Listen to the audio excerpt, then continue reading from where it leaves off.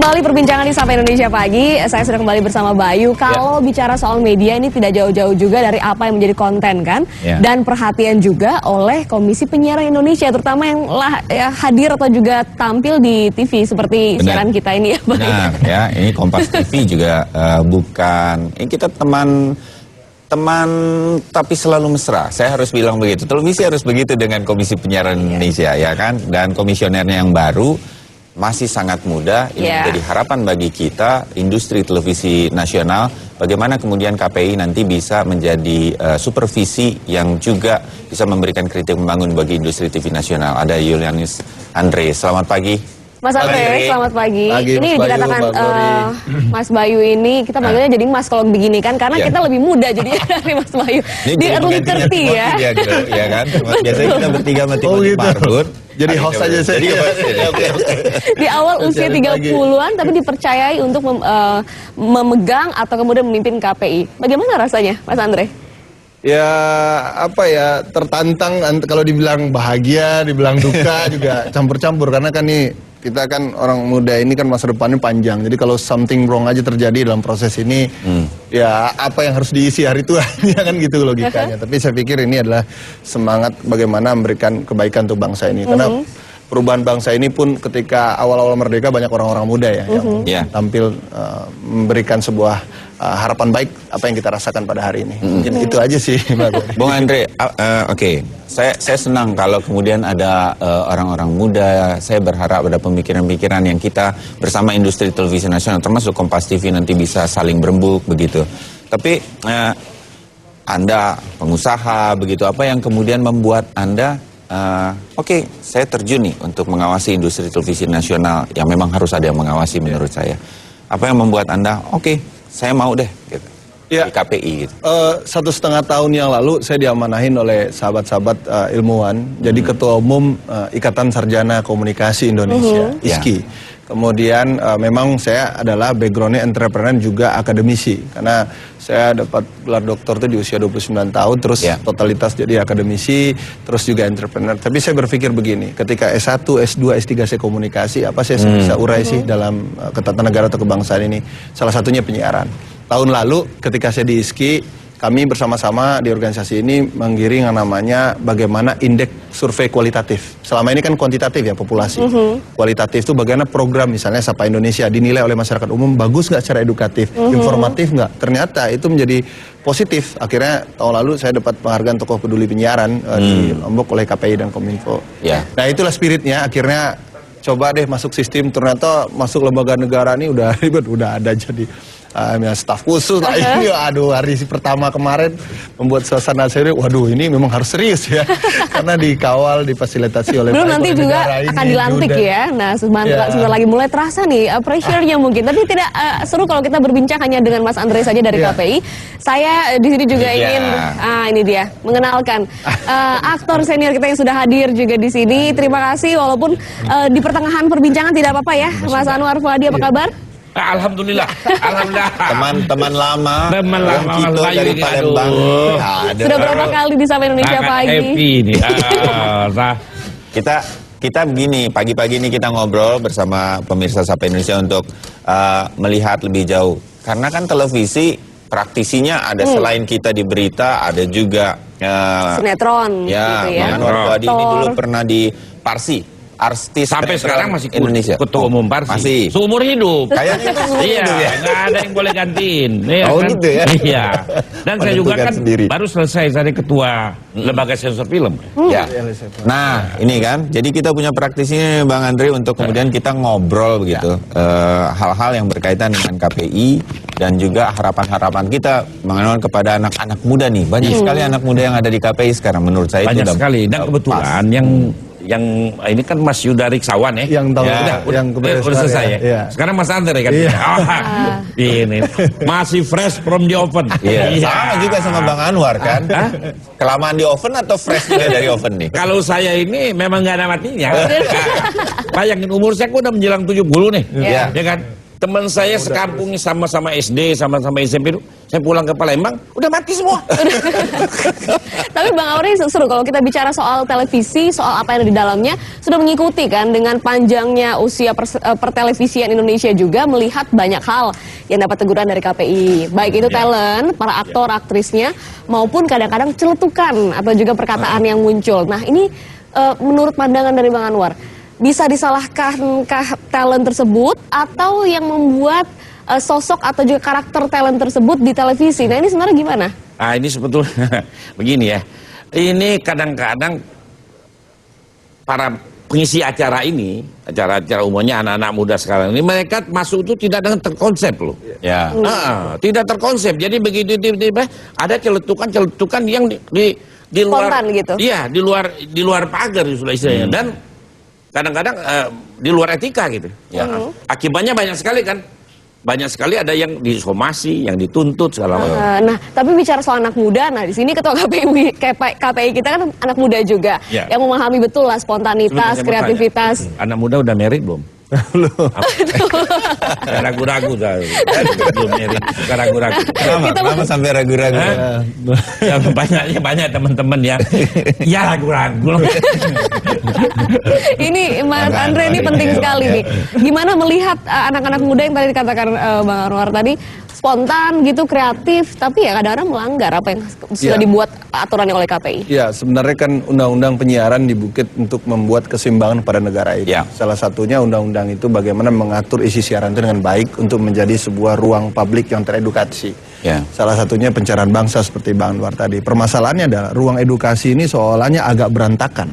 Jadi yang namanya cyber teacher, seolah-olah dunia TV itu menjadi guru itu tidak bisa jadi tuntunan, hanya sekedar tontonan belaka. Nah, permasalahannya apa? Ternyata kalau kita riset, bukan hanya industri saja pengguna pakai saluran medianya seperti saat ini, tetapi juga pengisinya. Nah, pengisi ini di dalam undang-undang ya Bang Anwar, tidak ada kita bisa mempunishment atau menvonis pengisi acara yang salah. Yang selalu disalahkan adalah industrinya. Kenapa Anda mengambil si A atau si B untuk tampil di sana? Itu adalah ruang publik. Anda salah. Nah, pembinaan itu dilakukan oleh industri. Nah, oleh sebab itu sekarang saya dengar beberapa industri LPS khususnya lembaga penyiaran swasta, mereka itu tegas kalau misalnya Anda macam-macam dan artis ini misalnya atau siapalah yang bisa melanggar itu, Anda akan kena skors oleh internal industri. Tetapi alangkah indahnya kalau undang-undang penyiaran juga memperlakukan itu. Ini kita masih ingat kasusnya Janet Jackson ketika Super Bowl tiba-tiba buka baju sama Justin Timberlake gitu. Nah, ketika itu langsung denda juga diberikan kepada yang namanya Janet Jackson. Nah, mekanisme ini berharap ini hak inisiatif DPR nih lagi berjalan nih, mudah-mudahan undang-undang penyiaran baru ini sejak 2002 bisa diperbaiki 2016 ini. Kemudian di-push lagi gitu. Nah, di-push lagi, mudah-mudahan Desember ini bisa ketuk palu undang-undang baru ini. Jadi karena permasalahan penyiaran bukan hanya masalah siaran TV analog radio, tapi bagaimana yang namanya isi siaran broadcast seperti yang namanya digitalisasi, konvergensi, yang isi siarannya lebih gawat lagi kayak YouTube. Mas, itu kan kedaulatan negara ini seolah-olah dibiarkan, nggak ada yang regulator yang kuat di sini. Jadi nanti KPI akan ikut mengatur juga apa yang ada di YouTube. Kekuatan itu yang diharapkan dengan undang-undang. Itu spiritnya sih. Betul. Nah, itu yang saya mau sedikit sampai ke sana, begitu ya. Tapi sebelum sampai ke yang konvergensi, kita sedang berpindah sekarang ke digital ini. Yang saya juga bingung nanti ngawasinnya gimana lagi. Tapi yang sekarang ada dulu saja gitu. Ini yang pertanyaan yang saya mungkin beberapa kali ketemu dengan KPI di eranya ketika berganti. Pertanyaannya ini, bagaimana kemudian KPI yang hanya bisa menegur tanpa memberikan sanksi, kemudian bisa lebih berperan dengan cukup aktif untuk membentuk industri televisi ini? Karena kan, televisi di sana ditegur, tapi ya sudah, habis itu lewat aja. Pertama kan dalam undang-undang diatur bahwa pertama tegur, kemudian peringatan kemudian ada sanksi, kemudian sanksi administratif dan artinya pencabutan program, penghapusan durasi, pengurangan durasi, terakhir adalah pencabutan izin siaran. Nah, konteks di pencabutan izin siaran ini ada dua, ibaratnya koin. Jadi setengahnya KPI, setengah lagi Presiden dalam artian Menkominfo. Nah, ini kadang-kadang kalau KPI tiba-tiba bertindak begini, ternyata di pemerintahan belum tentu sama. Nah, hal inilah terjadi nih. Sudah terjadi waktu 2014 waktu saya masih ingat waktu pemilu, masih ingat banget. Itu sudah dilakukan sebetulnya, tapi pemerintah juga tidak mengambil tindakan. Nah, itu yang menjadi polemik. Mudah-mudahan undang-undang ini semakin clear. Apa sih kalau KPI hanya sekedar untuk 100% bicara tentang isi siaran, ya kita fokus di isi siaran. apa yang harus direkomendasikan, siapa yang megang ini, itu yang diatur rapi sehingga tidak ada lagi yang kata Mas Bayu tarik tadi, menarik. dengan kata lain KPI itu kasih kurang ditakutin jadinya karena nggak ada sanksi. Kurang bertaring begitu ya? Iya, kurang bertaring. Orang bilang macan nggak ada ompong, grade-nya. Iya. gitu kan? Nah, untuk hal ini ketika Anda ada di sana nanti, itu apa yang kemudian bisa dilakukan, Bung Andre? Nah, ini spiritnya adalah 9 komisioner ini backgroundnya macam-macam, ada profesor politik, ada yang komisioner di daerah, ada yang komisioner Ada di senior daerah lain. kami juga di sana dari Kompas, Mas Mayong. Ada juga jurnalis iya. senior Mas Iya. Mayong. Nah, saya sendiri antara akademisi yang di bidang komunikasi, tapi dengan harmonisasi yang kami lakukan, mudah-mudahan mulai dari apa yang dilakukan tatanan undang-undang, peraturan, kemudian bagaimana menjaga keseimbangan, artinya jangan membuat KPI itu seperti Tom and Jerry dengan industri. Yeah. Jadi seolah berantem terus dengan industri, sehingga yang bermain itu di pihak luar kapan lakukan pembinaannya. Nah, karena fungsi KPI juga begitu, negara ini kan wujud harus ada keseimbangan positif. Ya. Dalam artian adalah bagaimana misalnya ini loh, produser-produser tuh mungkin tidak paham namanya undang-undang penyiaran, Mas. Undang-undang penyiaran tuh Anda tuh hati-hati, tidak boleh begini, harus ada edukasinya kan. Yang tahu mungkin level owner, karena saya rata-rata level owner ini negarawan nih saya tangkap. Karena semuanya memainkan perannya sebagai negarawan. Tapi akan ada sosialisasi ke arah sana, begitu. supaya- Di level top, middle sampai grassroots ini pemahaman harus sama tentang bagaimana bercerita tentang kebangsaan. Setuju. Kalau kita Mencerdaskan kehidupan bangsa. Kembali lagi nih ke talent. Sebentar, Anwar. potong sedikit. Kembali lagi mengenai masalah artis-artis pengisi acara. Ya. Nah, ini kebanyakan kenapa mereka kadang ini? Karena kekurangan pendidikan loh. Oke. Ya kan? Jadi pas dong ya dengan apa lack yang of akan education, disampaikan nih. itu kan dengan ya. Itu menyebabkan apa yang akan dibicarakan itu tidak terstruktur gitu. Tapi pernah nggak ada yang curhat atau kemudian bilang terlalu ketat ini peraturan KPI, kita jadi susah untuk berekspresi begitu? Ada nggak yang begitu? Nggak ketat. Ini aja yang merasa kurang bebas, ya kan? Kurang bebasnya harus ada aturannya gitu, ada regulationnya. Jadi yang bebas seenak-enaknya karena ini publik loh. Kalau ada yang mengatakan dulu mungkin tayangan televisi lebih toleran dalam artian beberapa tayangan di era-era mungkin 80-an itu tidak di-blur, pada saat ini di-blur apa-apa semuanya kemudian mengalami sensor. Nah, itu gimana melihat pandangan masyarakat yang seperti ini? Begini ya, kalau yang zaman dulu itu kan belum ada iklan kan. Apalagi zaman TVRI, ya kan? Jadi pure. Kalau sekarang ini udah motivasinya udah rating, udah. Semua mengejar rating, termasuk sinetron. Ya kan? Sinetron itu mengejar rating. Sebab kalau ratingnya kurang, itu ditendang dari itu. Nah, alhamdulillah lah seperti sinetron saya tukang bubur naik haji yang belum begitu panjang, baru 2053 episode. Belum begitu panjang. Itu panjang, tapi terpanjang di Asia. Terpanjang di Asia. Dia karena mengikuti kaedah tadi ya, tontonan. Sampai bayangkan kan, Fir'aun itu bangun dari makamnya di Mesir. Dia tanya kepada bodyguardnya, bodyguard katanya, itu saya mau tanya, itu tukang buburnya haji masih main katanya. Oh masih bos, udah saya tidur lagi katanya. Saking Nah, panjangnya begitu ya. Artinya bahwa yang disampaikan Bang Anwar Fuad adalah sebuah program kalau memang dicintai masyarakat dan menjaga norma sebetulnya ya jangankan KPI, masyarakat saja kan akan tetap ada. KPI bisa saja tidak ada, tapi masyarakat bisa saja kemudian mengeluarkan permintaan kepada KPI untuk coba dilihat tayangan ini kok kayaknya yang tidak mendidik, itu juga tetap terjadi, begitu kan ya. Dan itu kan betul. Misalnya begini, banyak sekali tayangan sinetron yang sangat tidak mendidik. Ya. Sangat tidak mendidik dengan celotehan-celotehan yang kampungan gitu kan. Nah, menjadi tantangan ini untuk Mas Andre Itu. karena Dan kadang-kadang juga banyak sekali sinetron yang bersifat kekerasan. Masih ya banyak. iya, ini banyak yang nonton. ini Gimana tuh? dampaknya buat anak-anak jadi pengen berkelahi aja bawaannya. Betul. Jadi kita nggak bisa menyalahkan kalau nanti generasi bakal datang hobinya berkelahi lebih sering daripada politisi berkelahi sekarang. Iya, betul. Saya mau ngelihat bahwa dengan industri saya meyakini kita akan terus bisa berbincang dengan KPI ini, tapi dengan asosiasi-asosiasi di industri artis, mungkin juga para pekerja di sinetron seperti di lembaga yang dipimpin Bang Anwar Fuadi. Nah, ini juga mungkin KPI juga akan banyak berkomunikasi dengan mereka sehingga ini bisa tetap terjaga. Betul, ada produser di televisinya, tetapi secara pribadi para artis, para talent, pelakon ini ya. mengerti. Nah, itu juga terbuka untuk itu. Sangat Bang Anwar ya. bagus. Dan yang paling bahaya itu adalah siaran langsung ini kan. Siaran langsung ini kok Nggak bisa nggak bisa dikontrol. diedit. Nggak bisa. Ya. Tiba-tiba dia nyeletuk itu kan Ya. Betul. Apa yang mau kita lakukan? Nah itu yang Makanya kita undang yang senior untuk ke dialog begini karena Bang Anwar Fuadi udah tahu itu kan. Saya tahu di mana rambunya. Rambu yang tidak boleh dilanggar. Karena kalau dilanggar saya sendiri yang jatuh kan. Itu yang harus disadari banyak Itu yang pihak. Justru itu saya selalu bilang membangun semangat mentalitas bangsa ini memang harus bersama. Tidak bisa dengan KPI, Parsi, Parvi, LSF atau siapapun. Saya yakin semuanya pengen berniat baik untuk itu. Tapi permasalahannya ada suatu wadah yang tidak bisa bertemu dengan baik sehingga kita jalurnya seolah masing-masing. Jadi Bang Andre, saya sedikit saja menutup ngobrol-ngobrol singkat kita ini ya, tapi mudah-mudahan bisa menjadi semangat buat kita semua. Apa yang akan berbeda dari KPI yang Anda pimpin dengan tim yang ada sekarang dengan yang kemarin-kemarin? Peraturan-peraturan. Pertama, ini memang KPI ini agak sedikit seksi nih, termasuk lembaga negara yang agak seksi. Kemarin agak ramai juga pemilihannya. Ya, pertama adalah 10 televisi swasta Oktober ini habis izinnya. Dan itu harus diperpanjang oleh KPI melalui namanya rekomendasi kelayakan. Layak atau tidaknya ini.